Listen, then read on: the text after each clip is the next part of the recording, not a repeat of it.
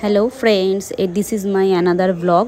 এটা আমার একটা বন্ধু কাম মাসি তার বার্থডে ব্লগ। যাই হোক, দেখে নাও, শুনে নাও প্রথমে সে কি বলছে।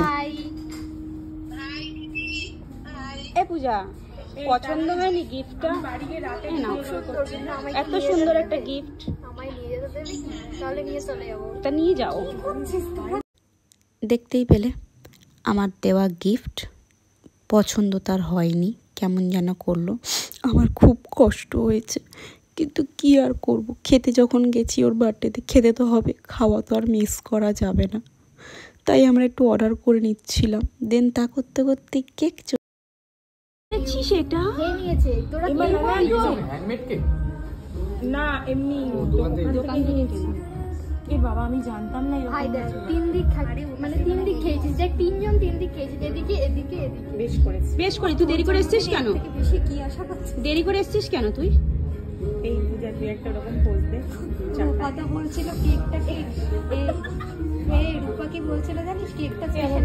Happy birthday to you, happy birthday to না না এই happy birthday to you, happy birthday to you Puja Roja. আরে আগেই হা করে আছে।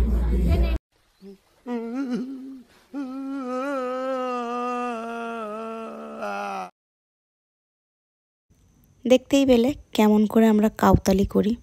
আমরা চারজন এক জায়গায় থাকবো আর কাউতালি হবে না, এটা তো হতে পারে না। না, তা করতে করতে একটা ড্রিঙ্কস চলে এলো, যেটা কিনা ছিল শুধুমাত্র বার্থডে গার্লের জন্য। বাট ও একা খাবে, আমরা কি দেখবো বলো? ওর কাছ থেকে কেড়ে করে আগে আমরাই খেয়ে নিয়েছি।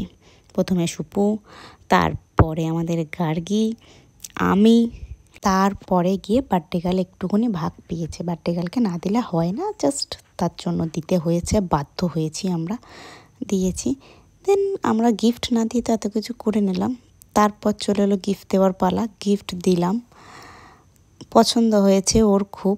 তোমরাও দেখে বলো, কমেন্টে জানাও যে গিফটটা কেমন ছিল, কেমন হয়েছে। অ্যাকচুয়ালি এবছর প্ল্যান করা হয়েছে আমরা চারজন, চার বান্ধবীকে এই টাইপসই গিফট দেবো।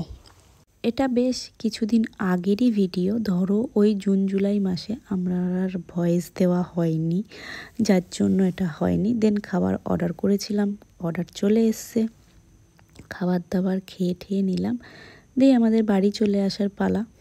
এবার স্টেশনে এসে বাড়ি যাব।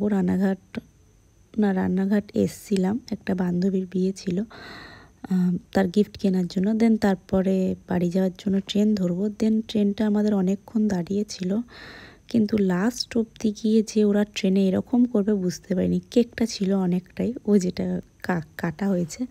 ট্রেনে বসে বসে ওকে একা খেতে দেবে না বলে এরা দুজন ওইভাবে ট্রেনের মধ্যে